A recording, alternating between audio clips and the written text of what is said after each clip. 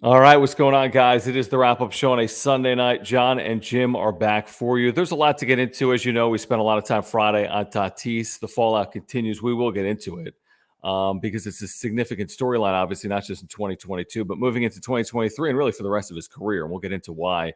Coming up, obviously, we want to hear from you as always. As the Padres beat the Nationals and win a series, you could argue they should have swept the series if not for what I would deem an improper overturn at home plate on Saturday night, but they do win this series, which is all you can really ask for, I think, on the road.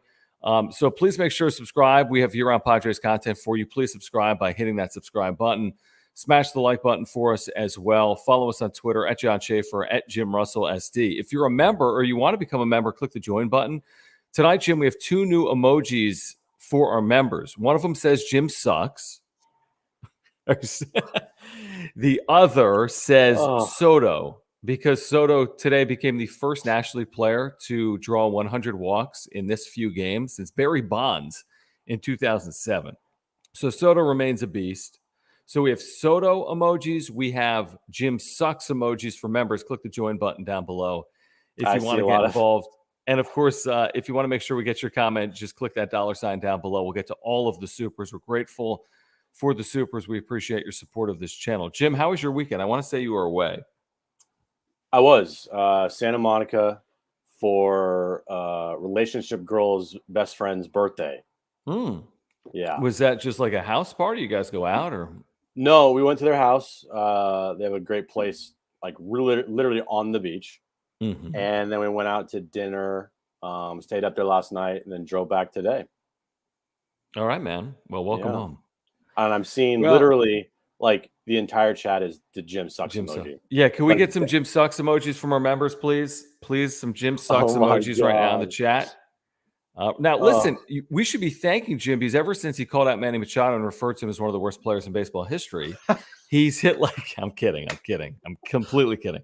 But yeah, I know you tweeted out earlier he's hit like 440. I think it's even higher. It's gone up now. Yeah, he's got a couple of hits today. Well, at the time, he was 1 for 2 with an RBI. And I think he got another hit and another RBI in the game. So he's probably hitting around 450. Dude, Jeremiah just put like a million Jim sucks emojis. Dude, everybody's putting Jim sucks emojis. I love it. Jim sucks emojis are like the best emojis we've created. Right, it is. Yeah, I'm gonna take. I'm gonna use this as you're welcome for the Manny Machado stuff. Even though it has zero to do with me, but in a way, it has everything to do with me. You're welcome, Padres fans. Manny Machado today, 2 for 5, 2 RBIs, has been just scorching hot, really, in this Juan Soto era. Machado and Soto have been unbelievable the last 2 weeks. Has Soto reached base every single game with the Padres? I want to say he has. Yes. He's reached a 19 straight going back to DC, and he's reached an 11 straight with the Padres. His OPS with the Padres is over 1,000. He's hit 350 in 11 games as well. I want to get to this super from Christopher. Thank you guys for the supers. Great way to support this channel. If you want to weigh in with the super, just click the $sign down below. We always interact and get to all the supers. We are so grateful for the support of Christopher Wright, longtime viewer and member here on the wrap-up show. He says, hashtag LFGSD. Let's have no show who the real stud starter of the National League is tomorrow. You have an amazing pitching matchup tomorrow. Cy Young frontrunner Sandy Alcantara opposite Joe Musgrove, who is coming off a good outing. He had struggled for 3 or 4 outings. We'll get into Miami. Obviously, there's a lot more to discuss, Jim. But did you see this? Too Much Morton said on Twitter. The Marlins have gone 15 consecutive games without scoring more than 3 runs. Let me say that again. And hopefully that trend continues. They've gone 15 consecutive games. They've got great starting pitching. Their bullpen is blah. Wow. Their offense is that bad right now. 15 consecutive games without scoring more than 3 runs. Well, here's the thing. That's good news for the Padres, but the bad news is you're facing Sandy Alcantara tomorrow. So I know. Trying to score more than 3 runs off him, that's going to be tough. Yes, it will. I mean, trying to score anything off him is going to be tough. I think they chased him. They chased him in San Diego earlier this year in less than 5 innings somehow. It's like his shortest outing of his year. He works deep into games. He throws 120 pitches a lot, 121, 122. It's crazy. Yeah. He throws more pitches than anyone in baseball. I'll tell you what, though. Tomorrow, what was that? Sorry. There's like a bug on the mic. Okay. Screen door is open. Yeah, good job. Tomorrow it's. I mean, yes, it's in Miami, and you might get 25,000 people there at the most, Yeah, probably but not. maybe not. And you're Yep. going to see the game on Bally Sports San Diego and whatever the Mhm. case may be. Mhm. But I mean, dude, if I was like ESPN, I don't know if they can do it, but to put that game on national television because Juan Soto versus Sandy Alcantara, and then I know. Manny Machado versus Sandy Alcantara, like that's Yeah, at least must MLB see Network or TV. something. That is must see TV. Juan Soto versus, I mean, come on, man, sign me up. I don't know if they faced each Yeah. other this year before. I don't know. I would Juan think Soto, so because they're in the same division, yeah, probably. you know? Yeah, but again, it is must watch television. Yeah, I need to look up if someone can find that quickly for us and put it in the chat. What are Juan Soto's career numbers against Alcantara? I'm very curious. And they've absolutely Yeah. faced each other. I don't know about this year, but they faced each other. So thank you, Christopher. Thank you, Michael, for hanging out in the chat. Always great Michael. to have Michael with us, a member and a longtime supporter and a super chat donor as well. Michael says it's my birthday tomorrow. Let's win tomorrow. So happy early birthday, Michael, from us on the wrap up show. Yes, Dude, happy this birthday, little Michael. fly. Bro, Sorry. let it go. I know, but it's like right in front of my face. So, Michael, happy birthday. Happy birthday, Michael. Do you want to sing? No. Tomorrow we'll sing, Michael, if you're back. Tomorrow We'll we'll sing sing for you, tomorrow. Michael. Yes. Happy We'll sing for them. birthday to To Michael. Michael. Happy Happy birthday birthday to to you. you. Tomorrow. Tomorrow. Man, it'll be a nice one to get. I'm telling you, if you win tomorrow, it's going to be a great trip. That's the linchpin to the trip if they can win tomorrow. Okay, so 290, 9 for 31 lifetime against Alcantara. Pretty good. I bet he's walked a few times as well. So his on base percentage has got to be mid 300s at least against Probably. Alcantara. Man, he's tough though. If you his numbers this year are pretty damn good. If you can get an early run, that could go a long way. Do you want to talk about another guy that has had really good numbers of late? Yeah. Manny? No. You're saying for the Padres? Blake Oh, man. Snell. Look, You we think? both, on record, earlier this year, were borderline done with him. And by done with him, it just meant like, look, whatever he gives you, he'll give you, but you're not looking forward to a Blake Snell start. The start of the season rubbed me a little bit the wrong way. Me too. Yeah, and I even at one point I think, said maybe they should look at trading the guy. I don't know if he'll ever be comfortable in San Diego, and I don't know if it's going to ever click. Well, he has shut me up, and I'm happy he did because his last 5 starts, John, have been incredible. Listen to the stats. Ready? Mm-hmm. He has a .94 ERA. This is his last 5 starts. Mm-hmm. His WHIP is .91. Wow. This is all in 28 and 2/3 innings pitched. He has 39 strikeouts and just 5 walks. How about today? 10 strikeouts, no walks. And I think he overall is either 4-1 or 5-1 in those 5 starts. Or no, excuse me. He's 4-1 in those 5 starts. Or maybe 5-0. I don't know. I think they lost the game 1-0. Did they lose that 1-0 game with him on the mound when Drury slid in and his hand popped up? Yeah, I think so. So I think he's 4-1 in those starts.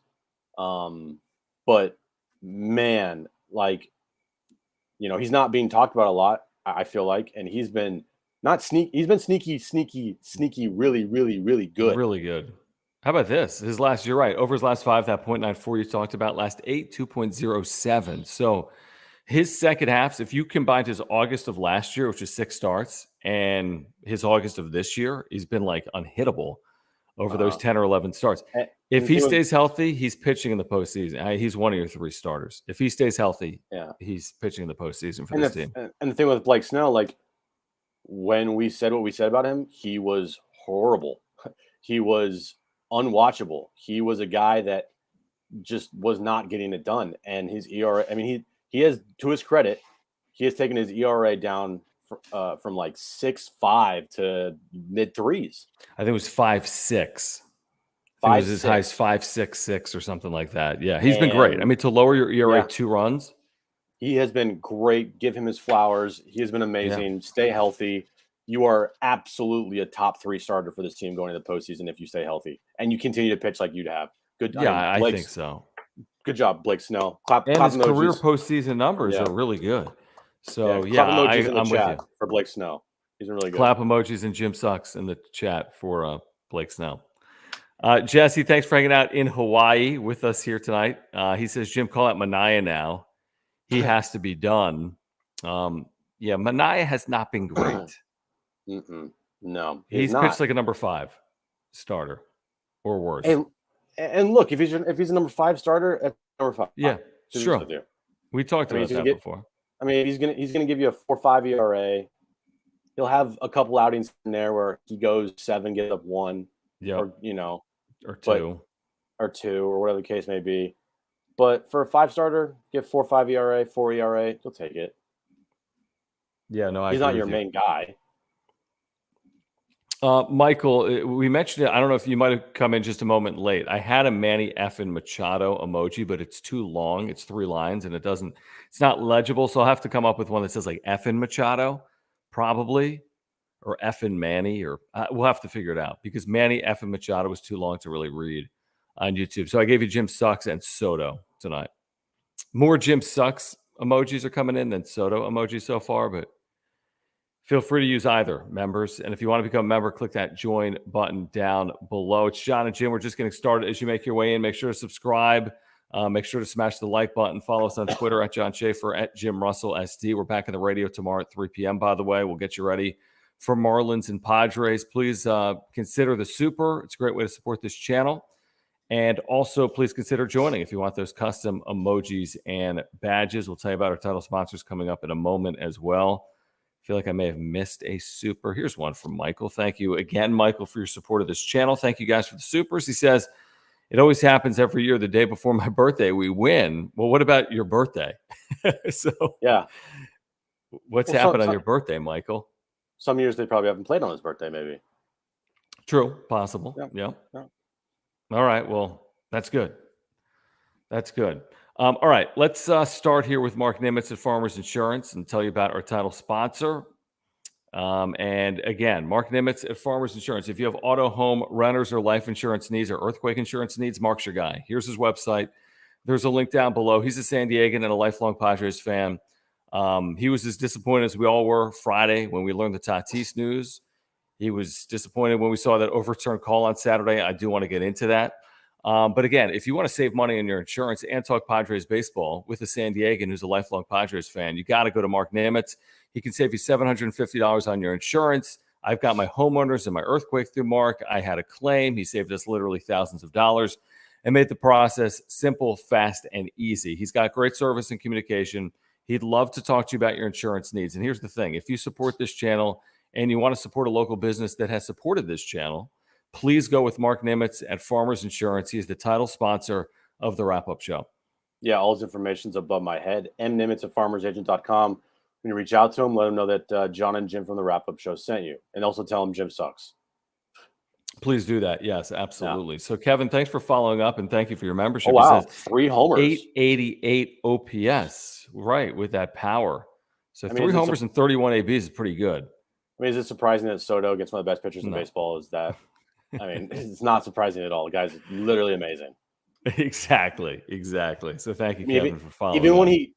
Even when he gets an out, it's every time he's at the plate, you think he's going to do something. Like, he doesn't go in slumps because he's always on base, and his batting average might not be great, but he'll go like 0 for 2 with like 3 walks, and you're like, it's a good night. Yeah, no doubt. Juan, I'm not sure what the issue is. You don't need to use Google Pay or anything. He says, I hate Google. I can't even super or renew my membership. Someone tried to hack me. Now I can't use it. You guys take Apple Pay. You might need to set up a new Google account. And I don't know, Juan. But thanks for hanging out with us regardless. And we'll make sure to get to some of your comments as we see them as well. So thank you for your support of this channel. Back to Michael, who says they haven't played on my birthday that much. So there you go, Jim. There you go. Perfect. Well, tomorrow they play, Michael, and they're facing one of the best pitchers in all of baseball. And if they win on your birthday, then it's going to be a really great night. Because it's not going to be easy. Nope. Not going to be easy. Nope. Quan, welcome back. Quan, thank you for becoming a member. We appreciate it. And I can tell Jim that he sucks with a custom emoji. Yeah. Jim, aren't you happy? So happy, because I literally all I see in the chat from our members is Jim sucks. I know. All right, a couple of things I want to get into, and thank you again, Quan.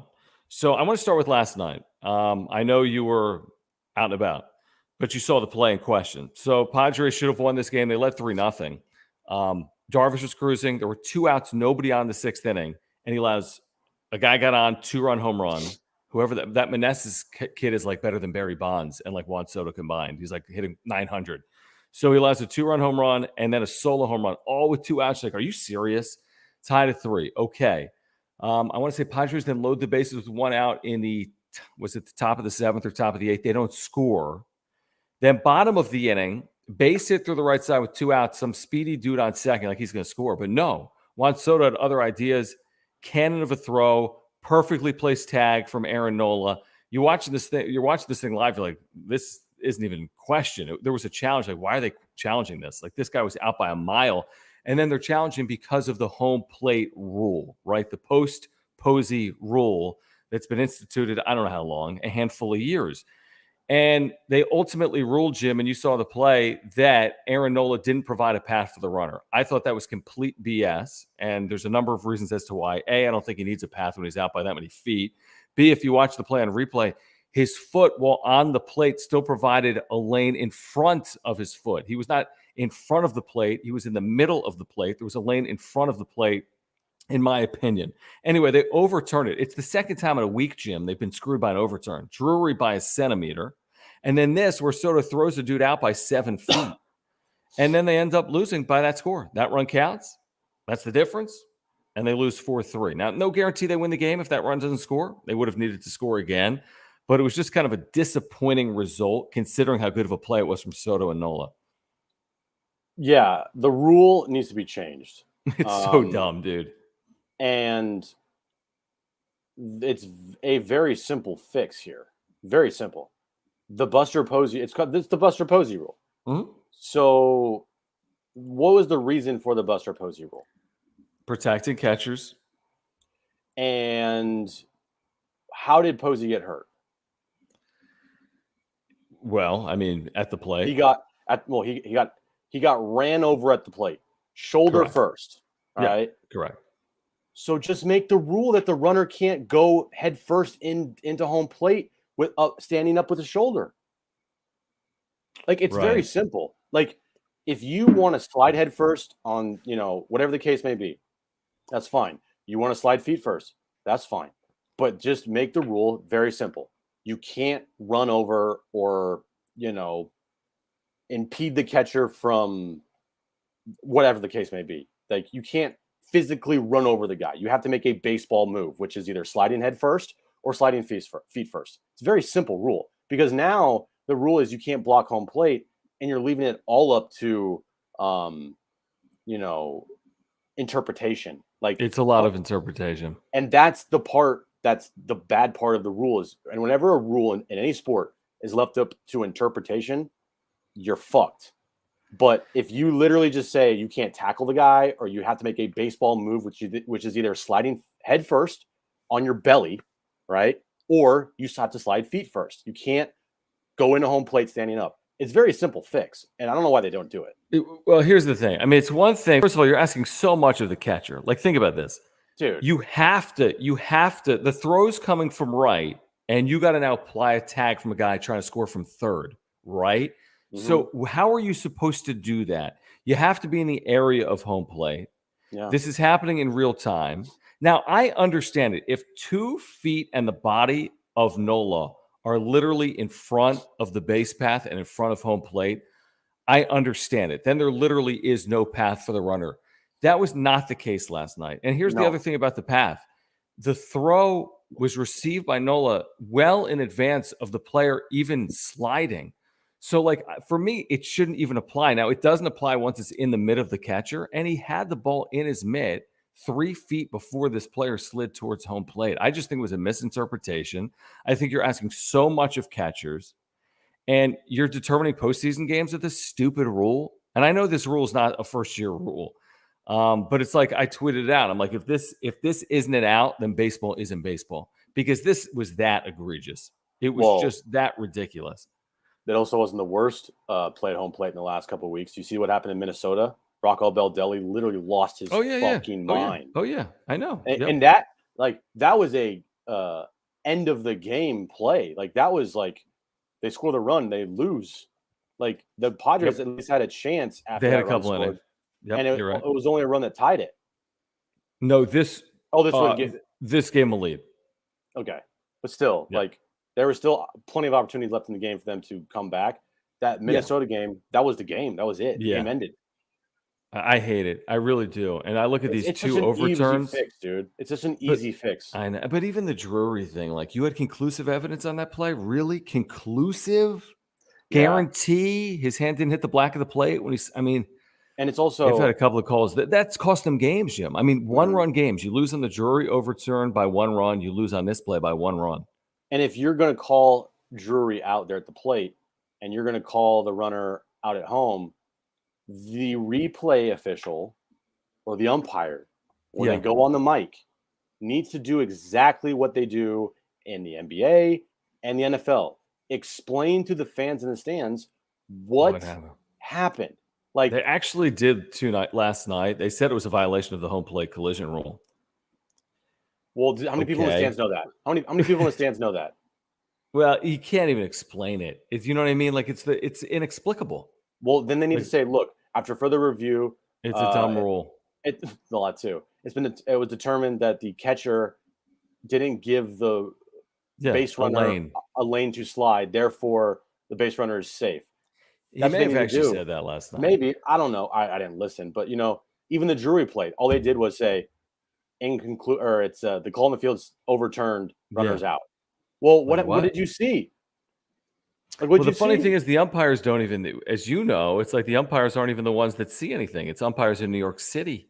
Right. They're the ones. They're just getting Chelsea fed what market they said. offices. Yeah. Let the umpires in actually there at the stadium. They should talk. Make the call, and they should talk. But again, going back to your original point, the Posey rule, it's stupid because of how the rule is, and it's a very easy fix. The easy fix is make it so the base runner can't knock down the catcher. It has to be a baseball move, sliding head first or sliding feet first. That's it.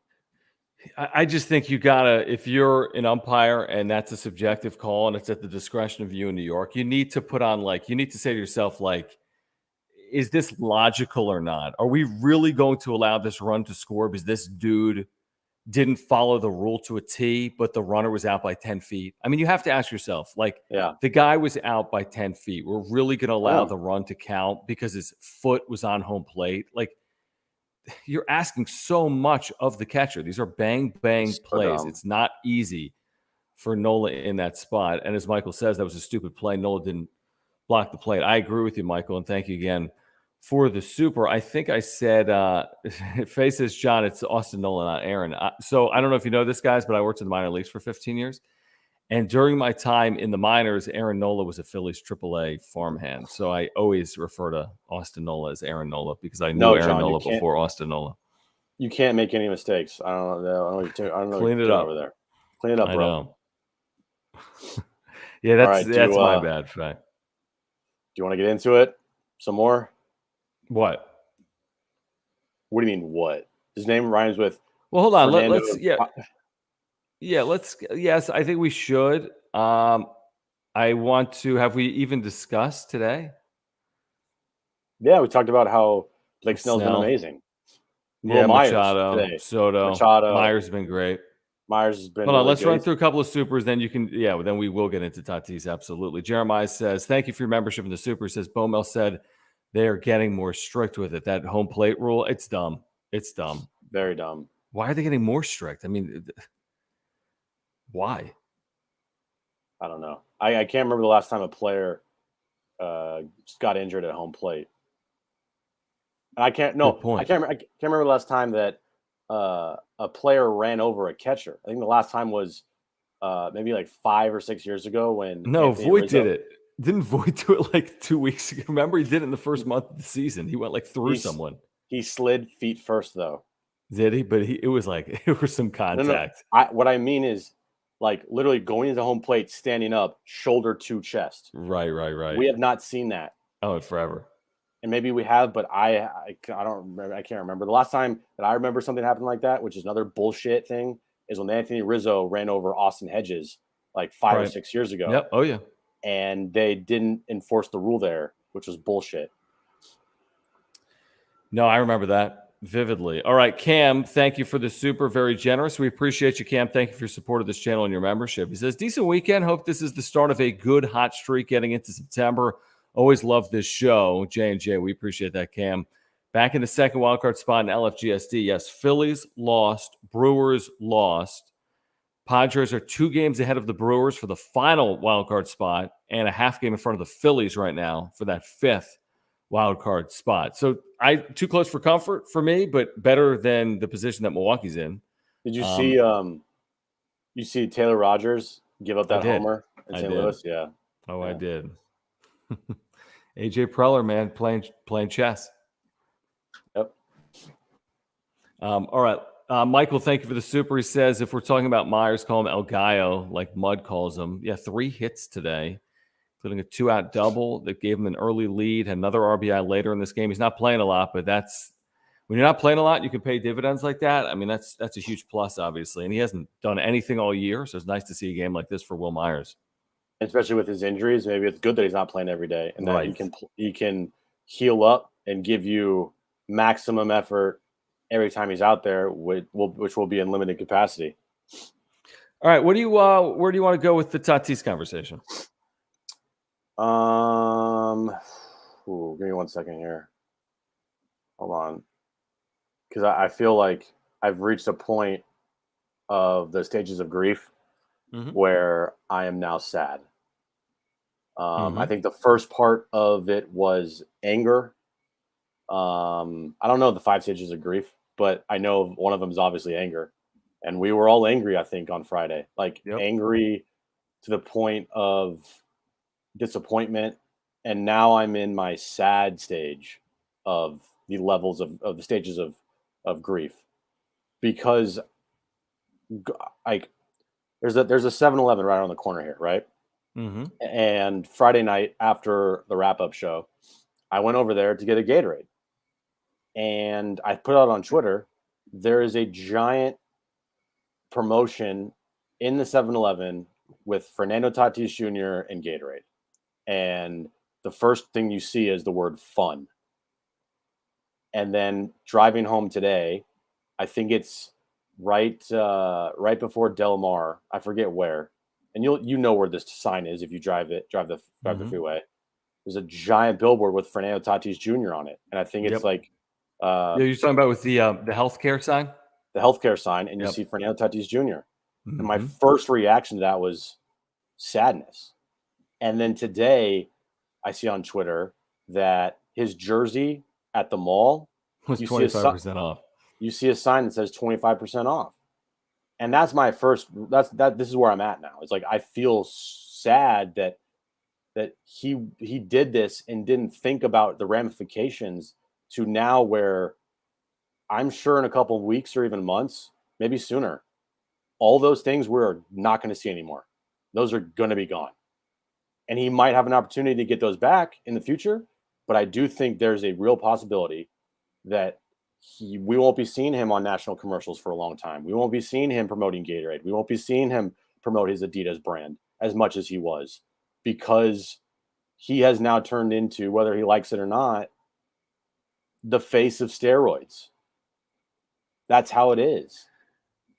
Well, everything you said is spot on. And Dan, we were going to talk about this as well. We did see it. Did you guys see what A-Rod said about Tatis tonight that he should have learned from him? So what he said, and that's paraphrasing, obviously, he said that he was heartbroken when he heard about it. He said it will stick with him for the rest of his life, as it stuck with A-Rod. And like you said here, Dan, in this comment, he said that he wished players younger than him learned from his mistakes. I think he said his debacle. He said he did it when he was trying to get back healthy in his late 30s. And it's easy to say that. We all say that. It's like if you're a parent, you don't want your children to repeat the same mistakes you made when you were younger. But sometimes children do repeat the mistakes of their parents, obviously. Here's the thing with Tatis. I agree with what you said. It is sad. but I am still at the point where I'm unwilling to get past the anger portion of it because, yes, it's absolutely sad, but he did this to himself and he's done it to his team. And for me, at least now, it's hard to forgive that. I think there will be a redemption tour. This is going to play out over a long time. We got months until we see him on the field, probably May of 2023. I'm angry. I think the clubhouse is angry.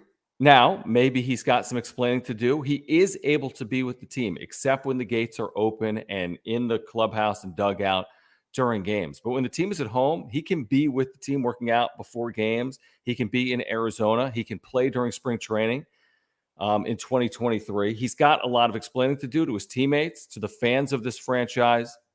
Maybe some of what he said in his statement is factual and accurate. Maybe it's not. I really don't fully know. I'm just upset that we're in this once-in-a-lifetime moment. How many times did we say this a week ago, Jim? Where it's like, you got Soto and Machado and Tatis. Embrace it. It's not going to last forever. And he's taken away some of that time together. This big 3 is only a big 2.5 because he took himself out of the equation for at least one of the years. Mm. Right. So, but I am sad, but I'm more angered than sad. I think the sadness comes from like the disappointment of him doing this, that like, and I'm sure all Padres fans, they wanted Fernando Tatis Jr. to be the guy, right? Like of the big three, Tatis was going to be the most popular, and he was going to be the guy. He was going to be. And I hate to, I'm sorry to bring this up. He would be the Steph Curry of the Padres, the baby.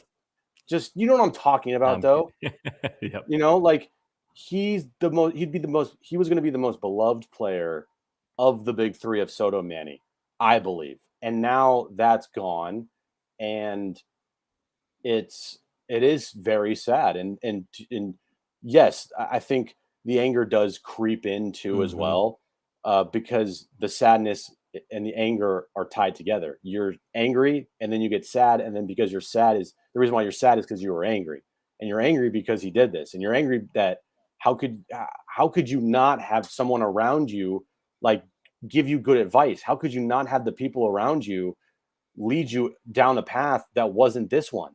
That how could you have that happen?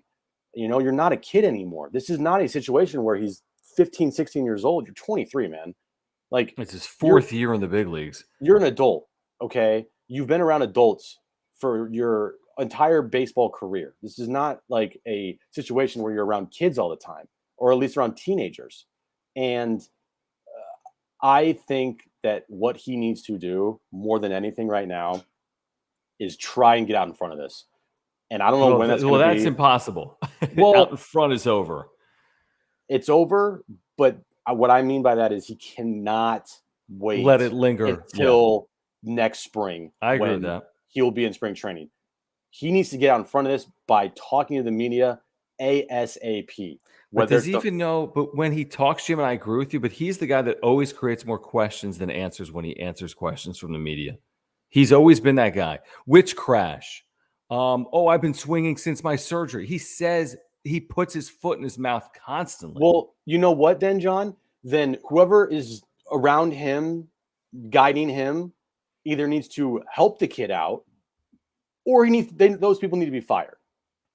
Because there can't be a situation where he talks to the media, and at the end of the conference or whatever, at the end of the media session, there's more questions than answers.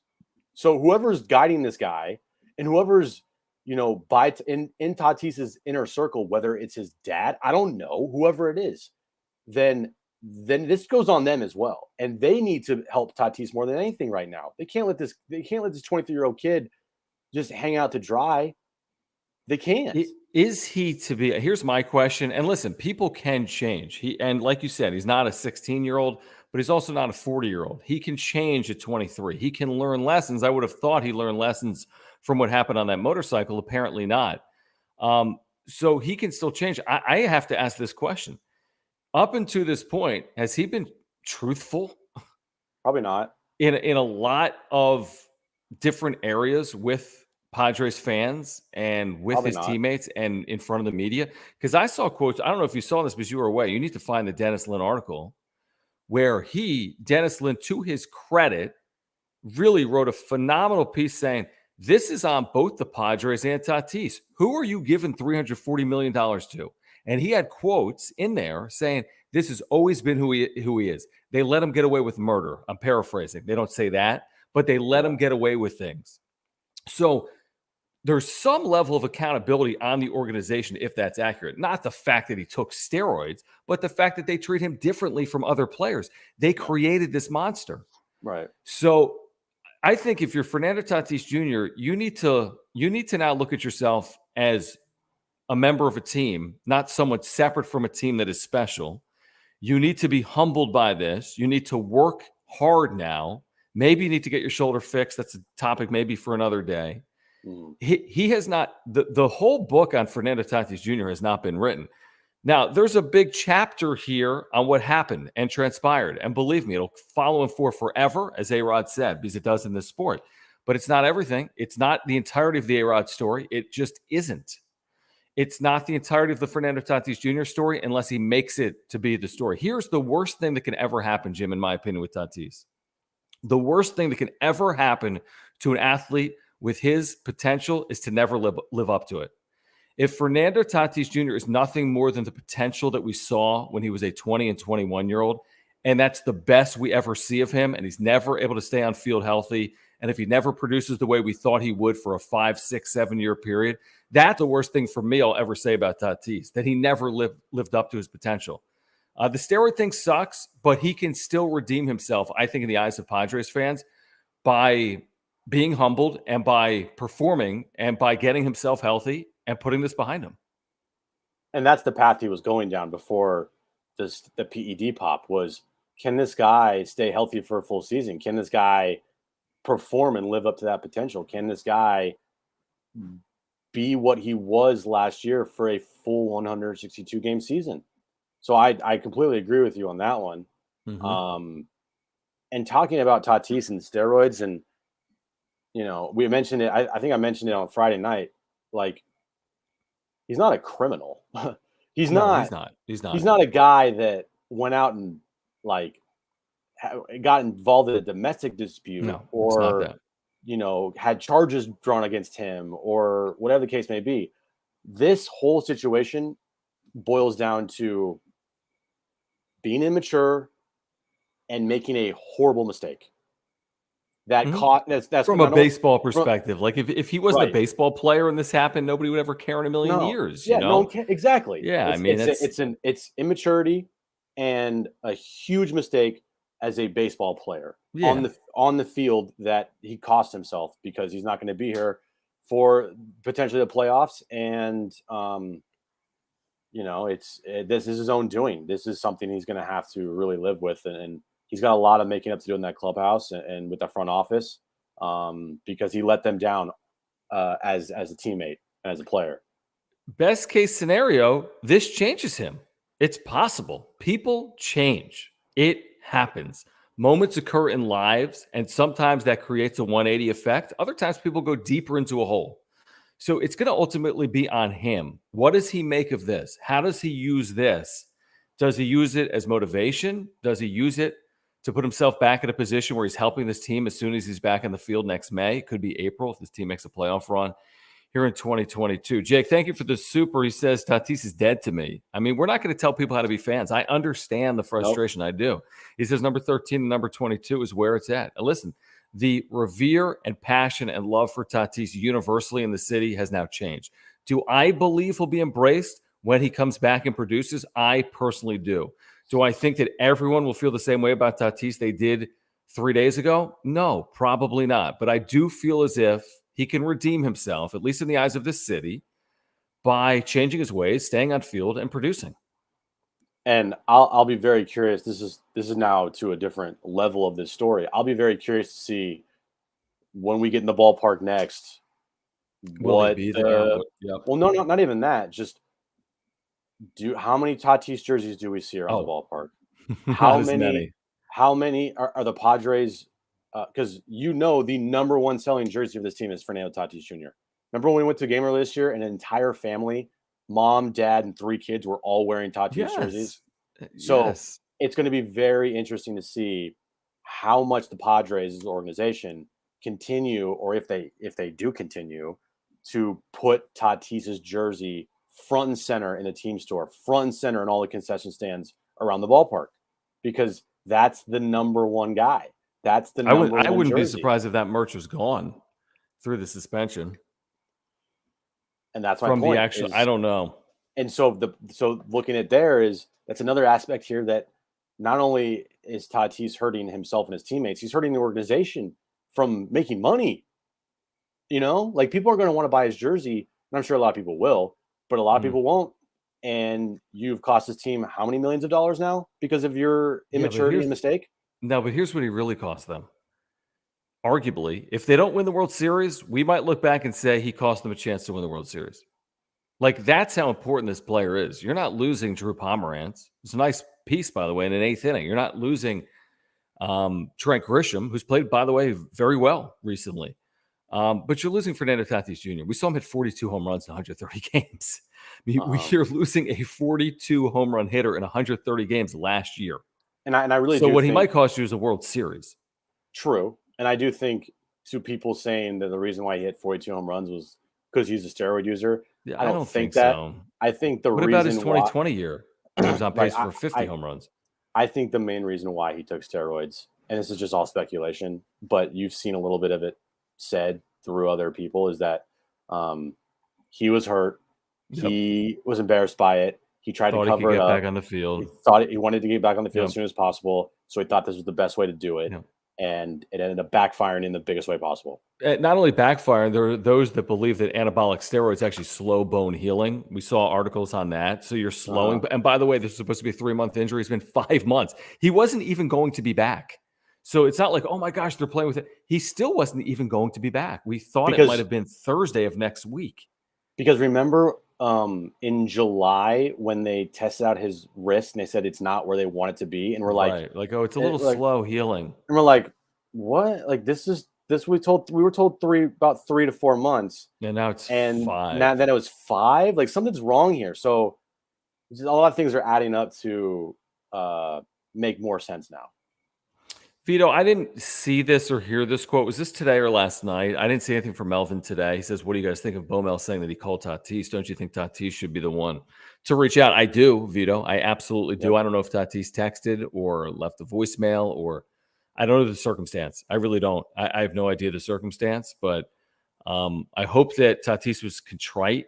I hope that Tatis is willing to admit a failure. I think in his statement, he kind of, I thought there was an excuse. Oh, I had ringworm, but I'm not going to appeal this. Well, if you really had ringworm, I think you would appeal it, because that's not reasonable and fair that you were popped for something that had nothing to do with the other. But he's got no defense here. He has no legitimate defense. If he did, it would be appealed. And that's why he had appealed it, because there's no defense. I said this on Friday Night, Jim. If there's any silver lining, I don't think he was going to be 100% this year. I really don't. We heard people say that. And again, the slow bone healing, I still think he could have impacted this team at not 100%. So maybe the next time we see him, he actually is fully healthy. And we don't know. Bob Melvin said this Friday night. He said, we don't know who he would have been. And he was trying to, again, explain it away and kind of be like, hey, we're okay. He's like, we don't know what he would have been. He hasn't played in a year, and he's coming off a serious injury. But, I mean, again, it hurts you to your core, because everyone's been waiting for this guy all year, and now he's not coming back. The statement is not even close to good enough. Not calling A.J. Preller and Peter Seidler right away is another sign of immaturity on his part. And I didn't see what Melvin said today, but if Melvin had to reach out to Tatis before Tatis reached out to Melvin, another sign of immaturity from him. And at some point, very fucking quickly, he needs to learn that this is on him, and he needs to make amends, or at least try to make amends right now. And a statement ain't going to cut it.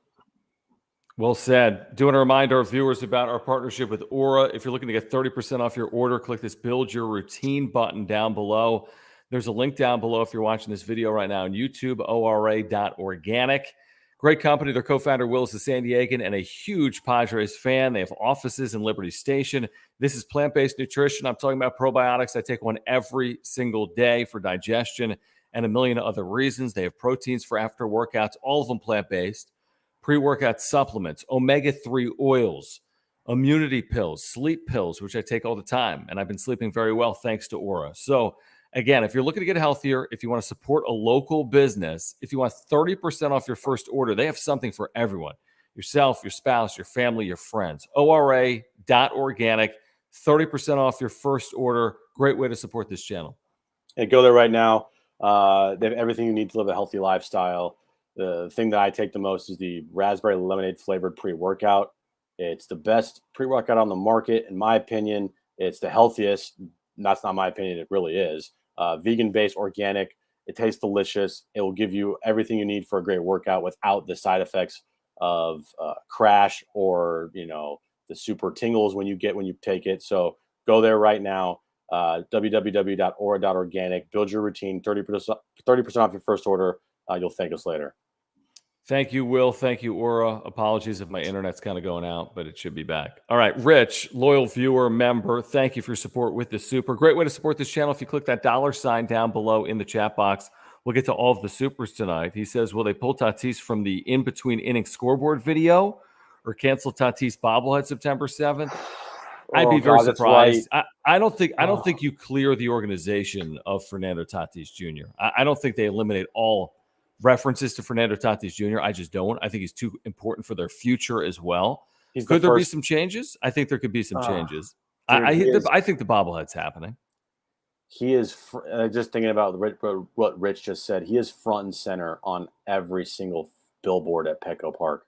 You realize that, right? Right. So that's why I don't think they're coming down. They can't. It's too late in the season. They need a lot of time, and they might put new ones up if they make the postseason or when they make the postseason. But the bobblehead night on September 7th, oh my God, dude, that's going to be. Oof. Yeah, maybe they wait till next year. Maybe they do move it, but there's probably a sponsor attached to it. Again, it's a headache. It's a nightmare for the Padres marketing department because you've got a lot of stuff. It is a nightmare because they were gearing up to market Soto, Tatis, and Manny, and now they have to kind of put Soto on the back burner and kind of decide what they're going to do with Tatis here. No, you're saying put Tatis on the back burner? No. Put Soto on the back burner because the number one thing now, the marketing department, is to figure out how they're going to continue, or if they continue, promoting Fernando Tatis Jr. for the rest of the season. And obviously how they go into next season as well, because the marketing department, they don't wait until the first game of next year to decide. No, it's like 6 months out. They're starting the process now of what they want to do next year for promotions 2023. For 2020. Bobbleheads, beach towels, shirts, hats, cards, and you name it. And Tatis was a huge part of this year. And now I'm sure the marketing department, and I'm sure Eric Grubner, his head just went spinning when he found out about this. But here's the good news. For the marketing department moving forward, you started this year with Tatis and Machado as your uber, superstars. And now next year you still have Soto and Machado. You can market these players. You might take a step back with Tatis in 2023 as well and see what happens. And then, rebound in 2024. But you have Juan Soto and Manny Machado. You're fine from a marketing perspective, but it is a headache with Fernando Tatis Jr. Jared, thank you again for the super and your membership. He says, newsflash chat, Tatis ain't leaving. I agree with that. He says FFS, if you know, you know. And then LFGSD. Yeah, I don't think he's going anywhere. I mean, where's he going? No. Where's he going? No, and I'm not a proponent of trading him or trying to avoid his contract.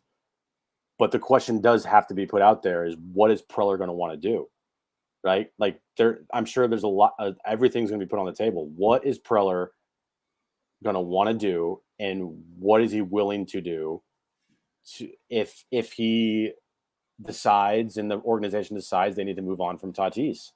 But for me personally, I think you keep him, and he's got to learn and grow up. But it's not about us. It's about what Preller wants to do. And reading those comments from Preller over the weekend, that did not sound like a guy who was very happy. You'll know everything you need to know the next time Peter Seidler speaks. Which I'm sure he's still. I mean, he's got to be heartbroken, dude. He has got to be absolutely heartropbroken. And well, if Peter, it's a level of betrayal when someone does something like that to you. You gave him $340 million in the world, and you repay the organization by falling off a motorcycle and then taking steroids. Not great. Not good. I think this is a fair question, Larry Joe. I've seen people come to the defense of Tatis and say, well, hold on, just because he tested positive here doesn't mean he's taken them previously. But how do we know that? He says, do you think there's a possibility that he's taken steroids before, but this was the first time he's gotten caught? I have no idea. I mean, I'm not going to be the one to defend him all night and day and be like, this is the only time. I think there's a plausible scenario where it is the only time, and I think there's a very plausible scenario where it's not the only time. Could he have taken him in the offseason during the lockout when there may have been a brief stoppage in testing? I don't know the full extent of that, by the way. It was reported there may have been some stoppage in testing. Could he have taken them previous? I have no clue. I'm not going to come to his defense, though, and say, this is the only time it's ever happened, and oh, woe is Tatis, and oh, what a shame. I have no idea, and I don't know how trustworthy he is. So I don't know. I have no idea. Yeah, I remember that clear as day when the report came out that baseball was going to stop testing for steroids or PEDs. That was during the lockout. I'm not saying that's the reason when he had an injury. I'm not. Yeah, and I think what happened, and it's just pure speculation. He broke his wrist. He knew he did something that he wasn't supposed to be doing, and he tried to cover it up and tried to heal as fast as he wanted to heal as fast as possible. And he took something that he thought could do it, and it was a steroid. It was the testosterone, and he wasn't thinking. It didn't heal properly. It ended up fucking his wrist up even more, maybe. And he never told anybody that he got in an accident. He actually did the opposite. He told everybody that nothing was wrong. Yeah, there's an amazing timeline, Jim. We talked about it. I saw it on social media as well. I mean, if you look at the number of times he has been misleading or untruthful in the last year, it's probably past one hand of instances. I mean, there are a lot of instances. Oh, I didn't swing a bat. Oh, I did swing a bat. Oh, I didn't fall off a motorcycle. Oh, I did fall off a motorcycle. Well, it starts with the shoulder. Okay. It wasn't misleading there, but he was defiant. He was standoffish against the recommendations of the team and the team doctors. That's number one. Number two is the motorcycle. Number three is the line about the motorcycle. Number four is not getting an MRI on the motorcycle when he knew that his wrist was hurting. Number five is the press conference at the start of spring training. Which accident? Number six is swinging a bat before team doctors allowed it. Number seven is getting caught, swinging a bat. Number 8 is the statement. Number 8's the statement. Or number 8's the PEDs. Number 9's the statement. It's just too much. He's got to change his ways, and he just has to stay on field. He needs to hit the ground running. Like, all I want to hear about from Fernando Tatis Jr. moving forward is his on-field play. He's got to avoid off-field issues. He's got to avoid squeaky clean, dude. He's got to be squeaky clean. Because again, if he gets popped again, he's done. I mean, he'll never. I mean, at that point, there's no scenario where he makes it through 14 years with the Padres. It becomes one of the worst deals you can possibly sign if he misses 162 at some point after missing 80. Considering he's already missed hundreds of games as a player. And another thing too, like, if he truly took this anabolic steroid, testosterone, or whatever it was called, cholesterol, I don't even know. If he truly took it because of the injury and he wanted to get back fast because of it, well, the dude's injury prone, and you hope that once he gets injured in the future, because as of right now, it's his MO. You hope he doesn't want to resort to something like that to try to get back on the field quicker. To your point. Well, at this point, I mean, come on. If you do it again, then you can't learn. I mean, no, yeah. I mean, he cannot do it again. It's as simple as that. Diego, thank you for the super. Appreciate the supers tonight. Great way to support this channel. Thank you, guys. Just click that $ in the chat down below. He says, does Tatis get the hit-by-pitch treatment like A-Rod? I don't even recall that. No. I don't think so. I don't think players will hold this against Fernando Tatis Jr. I think there's no. I really don't think so. All right. And the reason why I think people held it against A-Rod so much is Well, he lied A-Rod about it. lied so many times. And A-Rod was on a trajectory to pass not only Yeah, like Hank Babe Aaron, Ruth. but Barry Bonds Yeah, for the most right. home runs in the history of baseball. And when Right. you start breaking records that have lasted for decades, that's when people start being like, "This, no, fuck that. No. Yeah, no, Tatis ain't touching any records because he's never on field. Never any Yeah, longevity records. He's got no shot. Jared, thank you again for the super. Thank you for your membership. He says they even said he's been routinely tested clean. I know he had that in his statement. I just don't know. I don't know how often they're tested. I don't know what it looks like in the offseason. I don't know what guys do to avoid testing positive. I don't know. I can't guarantee John Schaefer. I cannot guarantee that Fernando Tatis Jr. has never taken steroids other than this one time. Maybe that's accurate. Maybe it's not. yeah. It's not the hill I'm going to die on. No, I'm not going to die on a hill that, he took steroids to get to where he was. Like, no, he got popped, showed up positive, and to me, that's what's been talked about. And you could look at Tatis as a 20-year-old and say, oh my God, look at him. He was a skinny, wiry kid. But yeah, he was 20. A lot of guys changed their body size from 20 to 23. I would have thought nothing of it if not for a positive test. Now that he has the positive test, Preller said it. Preller said to the media, we're going to go back and look at what's been going on in the offseason. We're going to look at the shoulder. We're going to look at the wrist. Okay, we're going to take a further examination of what transpired. Maybe because they've got lawyers. And if they really want to look at this thing and they want to see what he's been in violation of and what he hasn't, if they really want to rip this thing up. That goes to my point of like, what is AJ Preller going to do? And if he truly wants to go down that path of trying to get out underneath from this contract, then that's what this team is going to do, is try to do. Are we I don't know. that point? I mean, we might be. The motorcycle might have been like, Dude, hey, enough. Would you? All right.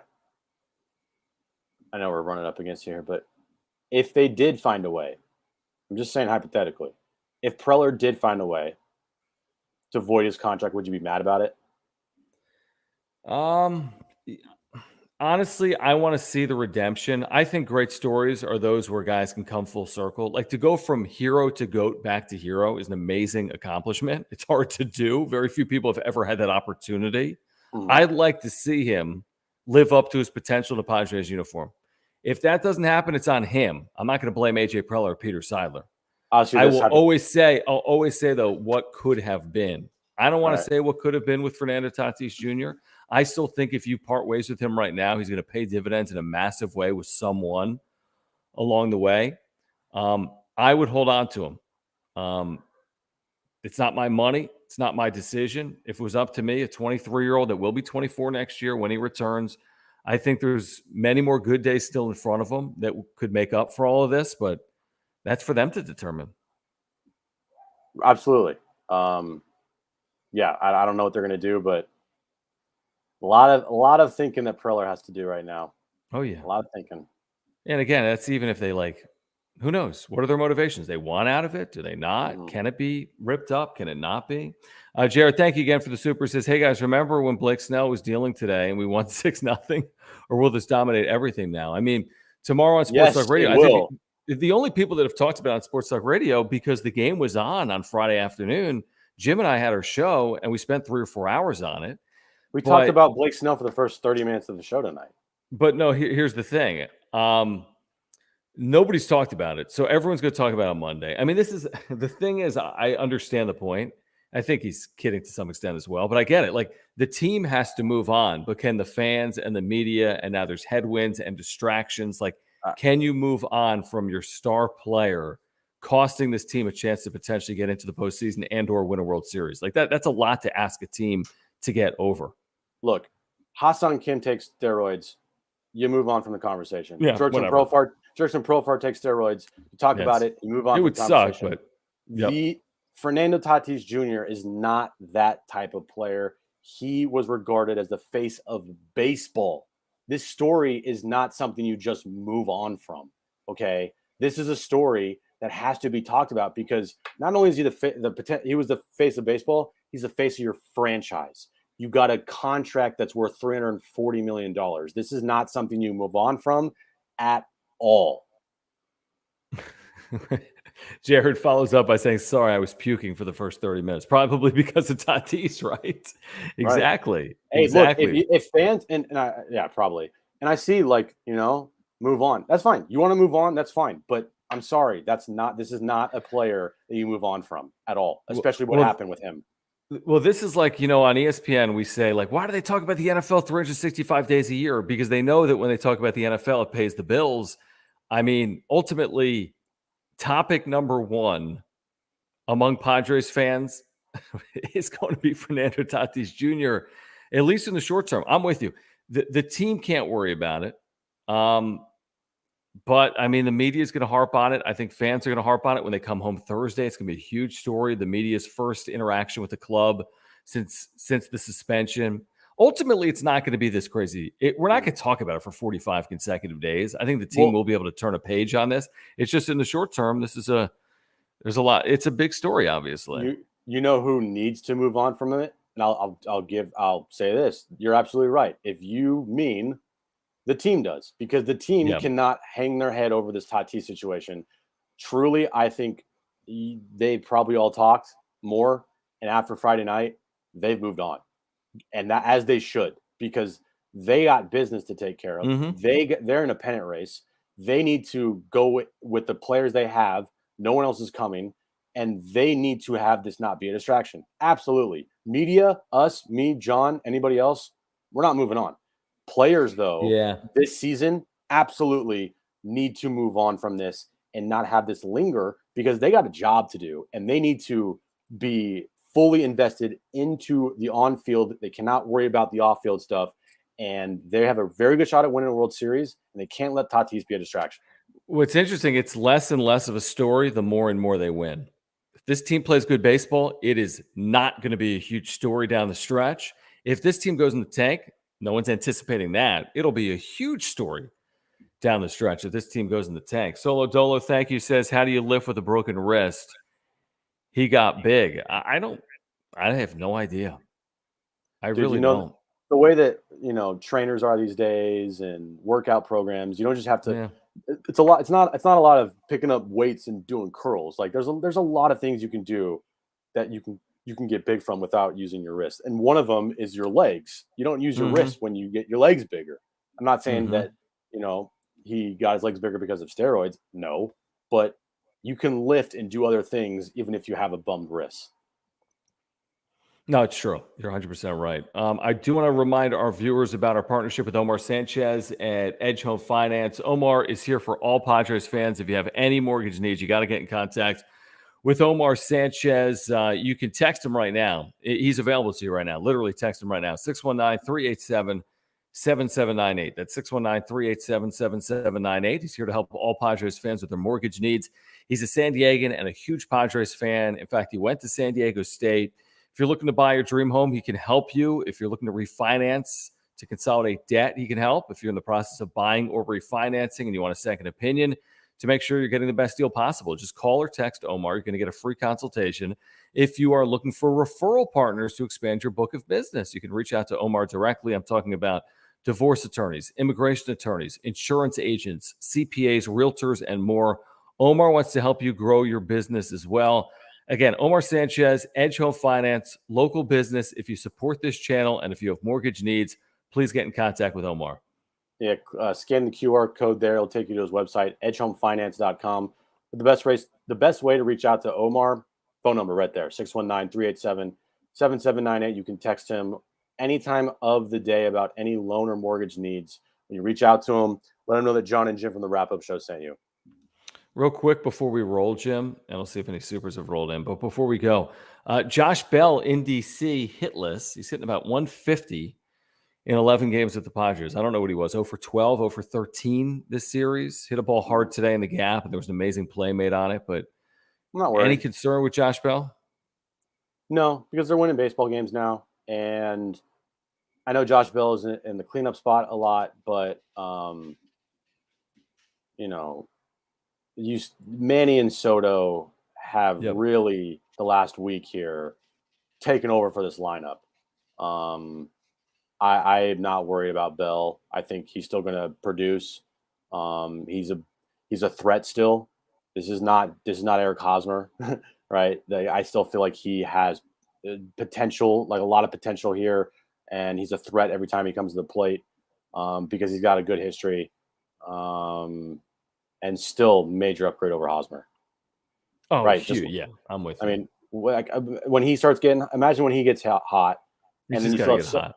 and you have Soto and you have Manny and then Drury behind him, like you're 2, 3, 4, 5, 6, even with Cronenworth, dude, still fucking damn good. Yeah, the good thing is Grisham's been better. He's like first on the team in homers since late May. Myers again today was clutch. Alfaro batting ninth, had a base hit. Kim's been really good. Mm-hmm. Look at this from our buddy Spenny Bats. Spencer, Ooh, thank you thank you, for the Spencer. very generous super that has just rolled in here late. We appreciate it, guys. We really do. He says last few days has honestly just felt like a lot of processing. We're with you. But I have this feeling today that something good will come out of all of this. I really do. Also, great few wins. Pro Farm Kim, Gold Glove campaign. It's funny he says that, Jim. Sometimes you can't see it when you're in it like this. Like you can't see the forest through the trees or whatever the saying is.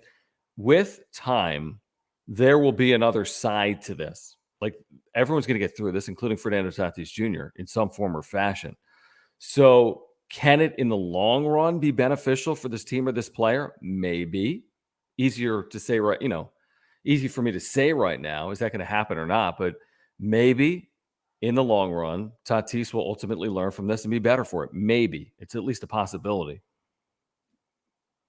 Possibly, it feels like that what can go wrong will go wrong with any sports in this town at times. Um, but I can look at one positive to Spencer's point. Like, okay, still processing what happened, but feeling like today something good could come out of it. All of this. Just look at the trade deadline last year. That was a shit show. And guess what came out of it? You got Juan Soto this year. Make that trade last year, you'll get Juan Soto. So True. maybe you're right, Spencer. Maybe something good will come out of this, and we'll look back at Tatis getting suspended for PEDs as a turning point of some Could be. type.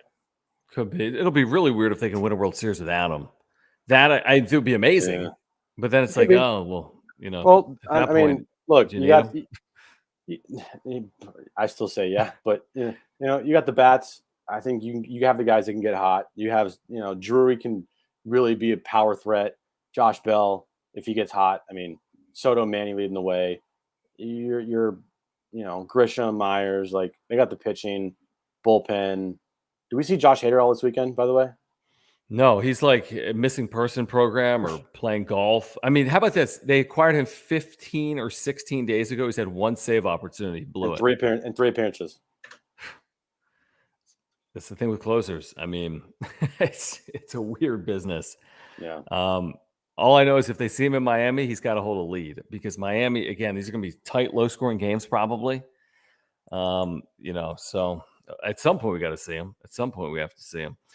All right. Do want to thank everyone for hanging out. Thank you, Spencer, for that very generous super chat. We appreciate your support of this channel, guys. Please subscribe. If you're a Padres fan, that's all we ask. Please subscribe. Hit the notification bell as well. You'll be notified when we have new videos. Thank you, Jared, for this super as well. He says, I'm not worried. Plus, Grisham looks comfortable. Jared, thank you for your membership and the supers and being a mod. Thank you guys for hanging out tonight. So please subscribe. Please make sure to smash the like button. Please follow us on Twitter at John Schaefer, at Jim Russell SD. If you want to become a member, click the join button. You're getting the Jim Sucks emoji if you become a member here tonight.